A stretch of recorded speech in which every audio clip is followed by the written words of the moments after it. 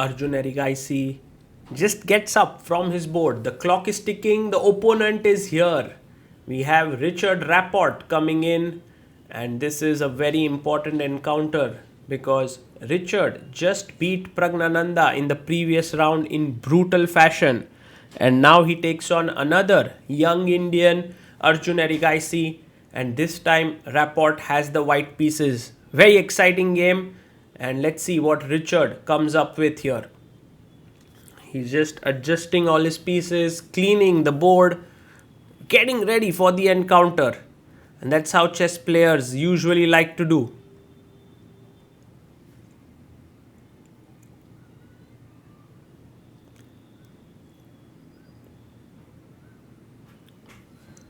Starts to think here for a long time actually about what he wants to play.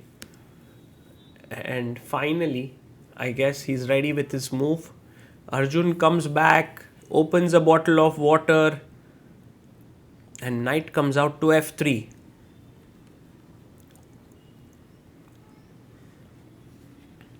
Let's see if Arjun makes his move quickly here or takes his own time.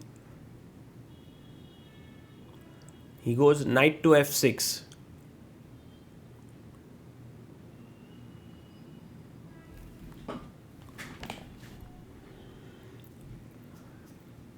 And Rapport now goes pawn to g3.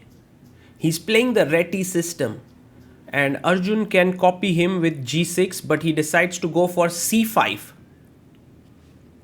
You can transpose it to the English with c4 here, third move, or you can continue with bishop g2. He plays his bishop to g2. And Arjun can now play pawn to d5. He goes knight to c6, controlling the central square. And what is Rapport's move here?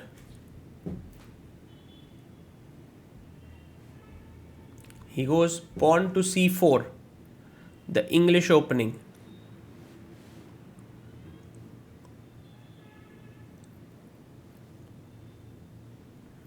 And black goes pawn to d5, hitting in the center. Takes, pawn takes pawn. Knight takes d5. And pawn comes up to d4.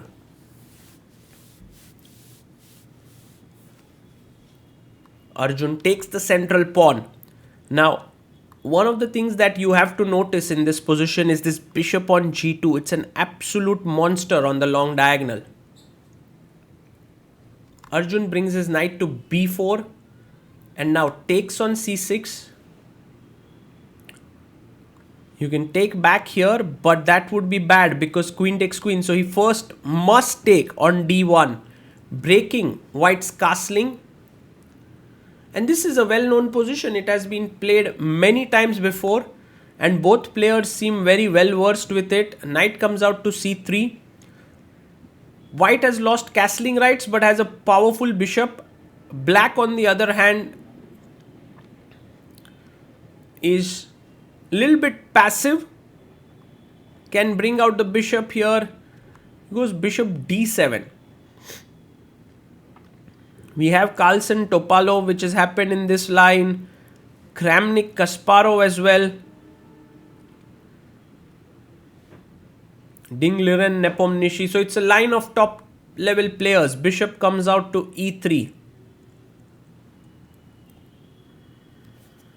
And the thing is, such lines are very dangerous to be played if black is not well prepared, because white has a very small edge. You have Richard coming back to the board. And g6 is a very good move by Arjun to put the bishop on the long diagonal. The king moves to c2. The king wants to sort of go here so that the rooks are connected. But Arjun goes for a check. You could trade the bishops, but the more ambitious move is surely king b3.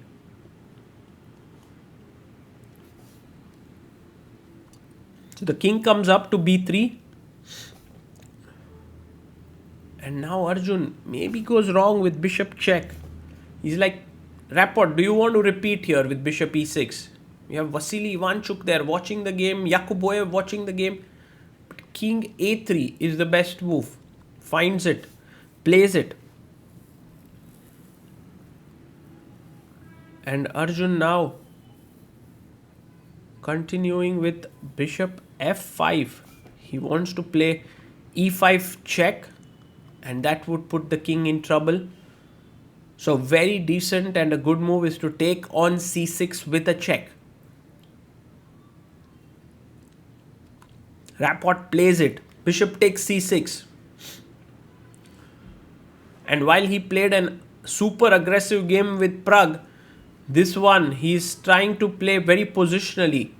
b3 is a good idea to make a square for the king here, but knight a4 also very nice. The main point being, if you play e5, I have bishop c5 to block the check with my knight here. Plays his pawn to e5, check to the king.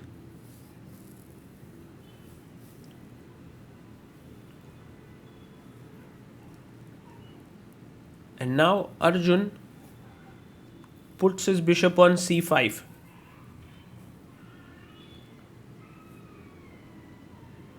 Bishop takes c5. Knight takes c5.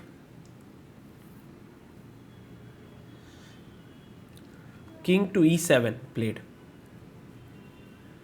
And now where do you place your rooks? Rook c1, rook hc1, rook d1, rook fd1. He plays rook a c1. And white seems to be slightly better. The knight is well placed. The pawn is a bit weak. Arjun has to find what is the way in which he creates his play here. He takes the open file. He's ready to enter on the 7th rank.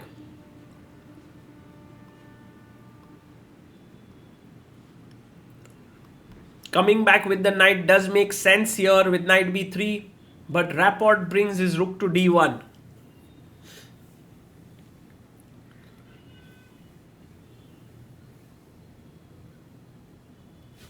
And how does Arjun continue next? He plays his pawn to g5. I love this move.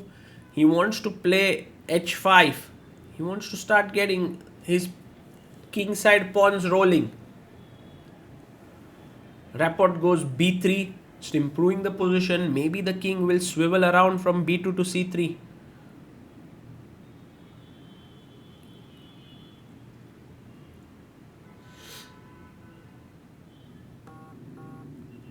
Pawn to h5 played. Very strong.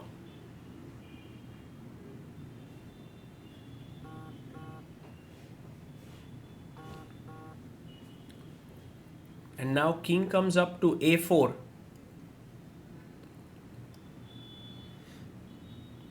He plays rook a b8.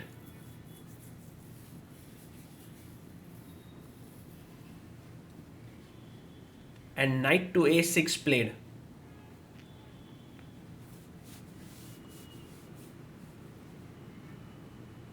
Well, here Arjun can play rook takes d1, rook takes d1, rook b5, and already black is pressing here. But Arjun goes rook b6, the knight comes back. And Arjun goes back. Rapport should not go knight a6. There is a huge opportunity for Arjun, I believe, here. Because after knight a6, he's played it again. We can analyze this position actually. But take, rook b5 would be really good. Knight comes back. And they agree to a draw with rook b8. But just imagine this. Knight a6, rook d1, rook d1, rook b5. Already feels like, for example, b4 to get the knight out from here is met with bishop c2 check, game over. Let's say you go rook c1, trying to put pressure here, is met with rook d5. Rook takes c6 and you have bishop d7, losing the rook. So you can't take this pawn. I'm coming in here. You can't play rook c2. The bishop's here. So all in all, this position could have been something that Arjun could have definitely tried. But as things stand, he repeated and the players agreed to a draw. So they are discussing this right now. But Arjun keeps a very healthy spot in this tournament. He is currently on 4.5 points out of 7, which is 2 wins and 5 draws. Meanwhile, Richard Rapport is on 3 points. The tournament particularly is not going so well for him, but his win with Praggnanandhaa definitely lights up his spirit. And I love how both of them are analyzing with great interest, and this is amazing to watch.